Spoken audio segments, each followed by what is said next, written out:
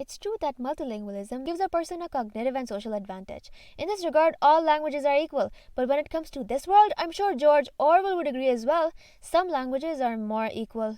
This is where the economics of it gets in. A language enjoys power only when the people that speak it enjoy economic power. Today, the top 5 global languages, the lingua francas, come from economically influential countries. So, what about the languages that do not have any such value proposition attached to them? Does this make them any less important, less worthy of preservation? माँ बोली, मेरे माँ बाप पंजाबी को अपनी मादरी ज़ुबान कहते हैं, तो फिर मैं भी उतने ही एतमाद से ऐसा क्यों नहीं कह सकती? When I looked at other girls in my friend circle, I noticed my Pashtun friends chatting in Pashto, but I rarely saw my Punjabi friends proudly speaking Punjabi. I thought maybe it was just my circle. Maybe things are different elsewhere. This was where it all began.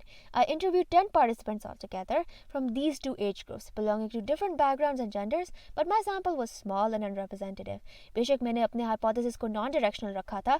In my mind, I thought, the older age group would comparatively show more concern for Punjabi's vitality, but I was wrong.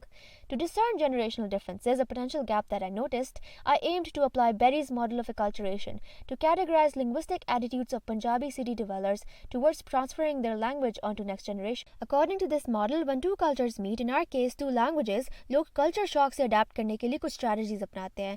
Different strategies मतलब different attitudes.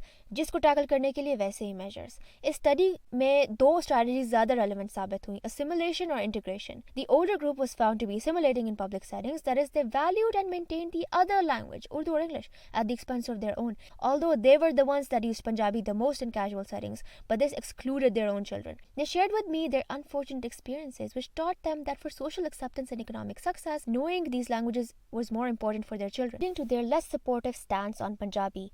Though the younger group mostly belonged to assimilating households, they were found to be leaning towards integration, wishing to blend both cultures. But the case with Punjabi becomes a little different from other ethnic languages in Pakistan because of the way it has been associated with lower social status, thus leading to its reduced use even inside homes, where the older age group said, quote,